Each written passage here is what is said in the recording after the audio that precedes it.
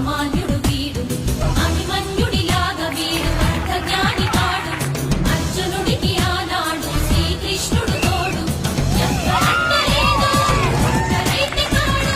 వీరమాత పెంచిన మన తెలుగు బిడ్డ వీడు అమ్మ దీవెనున్నోడు అసలు ఓడి తోడు ఎంత శత్రువైనా అంతు తేల్చుతాడు శక్తి ఉంది